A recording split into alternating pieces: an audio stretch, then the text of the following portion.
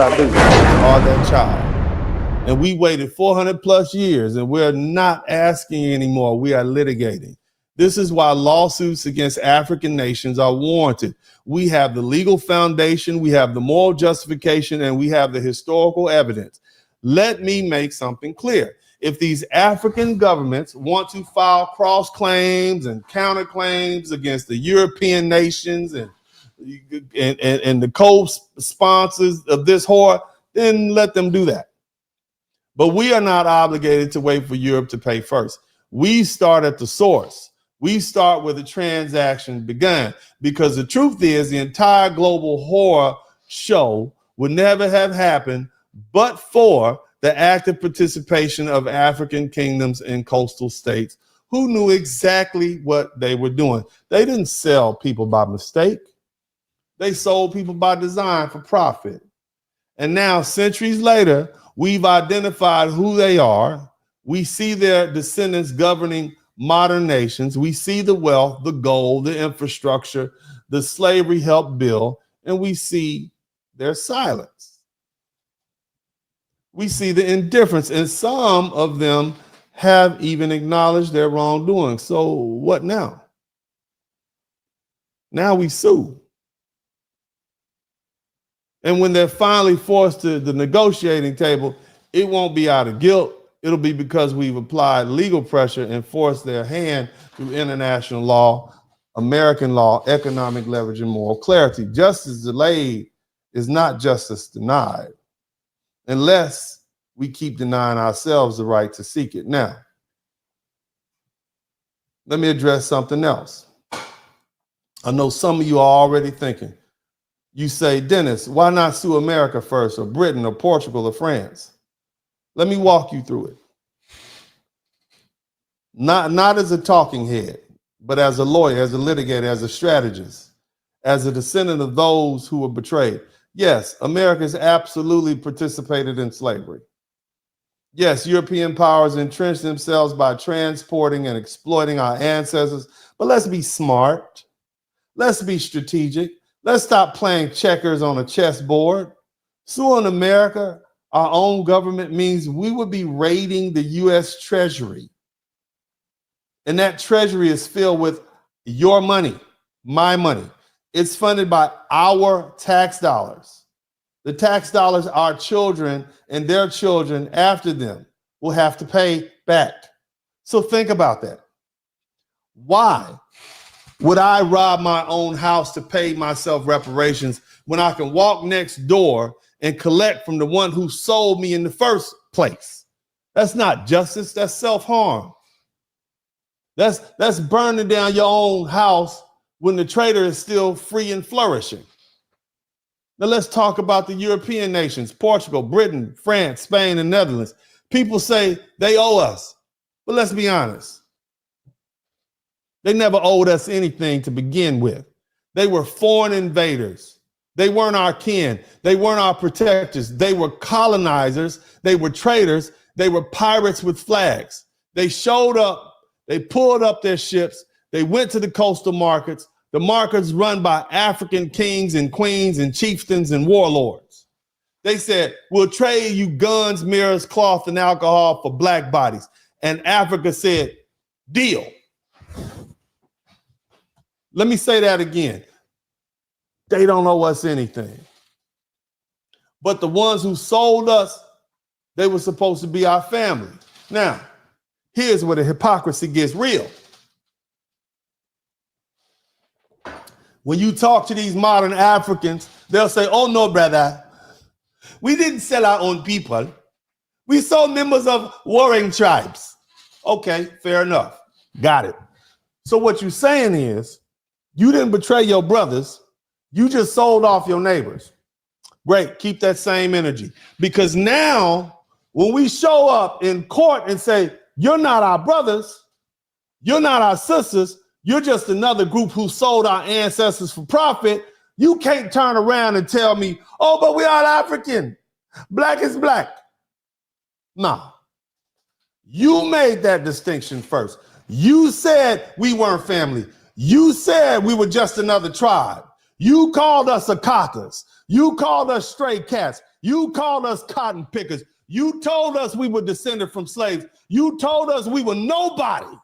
And then you brought your black behinds over here to benefit off of what we built, hiding under the cover of the foundational black Americans provide.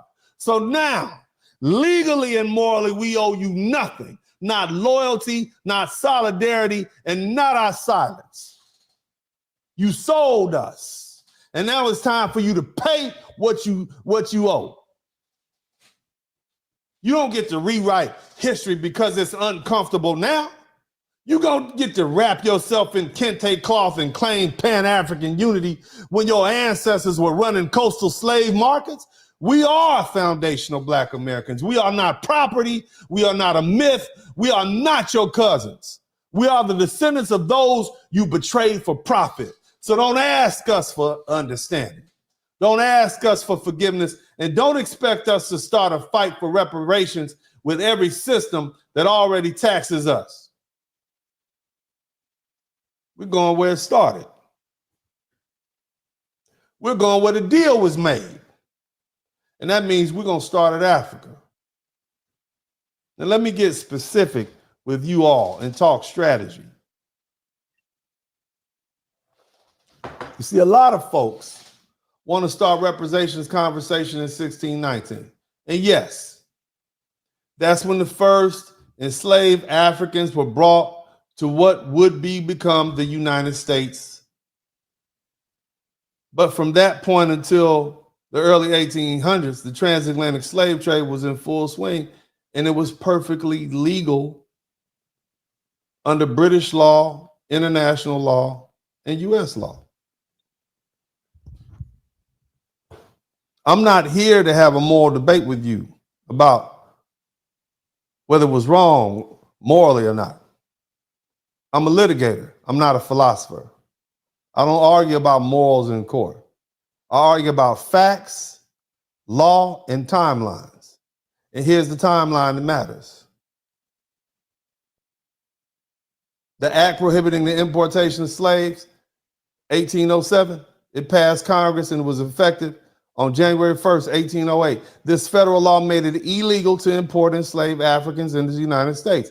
Illegal, criminal, and prohibited. So everything before 1808, horrific, yes, but legal at the time. Everything after 1808, criminal under federal law. That's your clean shot. That's your legal opening. And that's exactly why my proposed executive order and the foundational Black American Slave Trade Restorative Justice Act of 2025 focuses exclusively on the post-1808 period. Shout out to my man, Janetta. Janetta, thank you, baby. I didn't mean my man. Thank you, sister. Thank you, Janetta. Shout out to you all. Let's get into the case study that proves this point. I want to talk about the Clotilda. This was the last known slave ship to enter the United States in 1860, a full 52 years after the slave trade was outlawed. The Clotilda brought over 110 Africans who were illegally captured, illegally transported, and illegally sold into slavery in Alabama. And this ship was burned and sunk in Mobile River to hide the evidence. The perpetrators, including Captain William Foster and the slave trader Timothy Maher, were never criminally convicted. The legal case was attempted, but by the time it reached the court, there was no conviction. None was secured. Some sort of procedural issues, a lack of political will. And so, nevertheless, that's res judicata as to those descendants of those people. So we can't relitigate that case. But we can litigate the broader system of post-1808 illegal slave trading. The Clotilda wasn't alone. There were hundreds of illegal ships. Another notorious vessel was the Wanderer, which smuggled Africans into Georgia in 1858, again, violating federal law. And in places like Lake Charles, Louisiana, They even celebrate this criminal activity during something that they refer to as contraband days, a festival rooted in the illegal importation of enslaved people, among other things. So this wasn't rare. This was a known underground economy run by pirates, traders, and African sellers long after the law banned it. So here's the strategy. We focus on the period after 1808 because there was a clear federal law outlining slave importation. And we have detailed records, we have shipping logs, we have census documents, we have port registries. We know who did it. And we know where often where the enslaved people were taken. We know. And we know it was illegal at the time it was done. And that's what makes it litigatable. What's up? Welcome to the broadcast. This is Uncle D. People wash their ass in the tub, Kamala Harris. You would tune in to Uncle D. This black man talk. Pull up, homie, take a seat. Don't be a shadow watcher every day.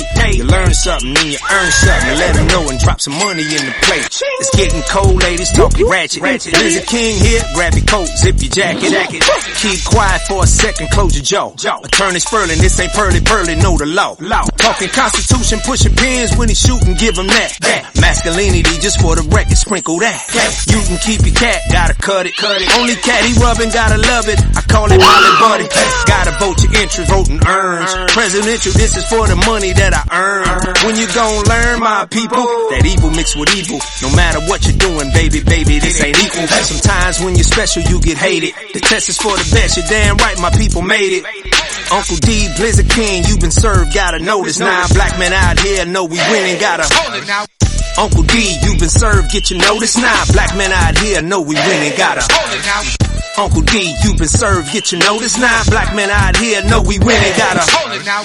Uncle D, you been served, get your notice. Now black men out here know we winning, gotta hold it now. Hey man, I'll do what I do. Somebody need to whip your ass. Get up and whip him, Sweets. Hey, don't be putting the money in my hand all rough. Take your ass out here. You buy you a Flowbee and cut your own damn hair from now on.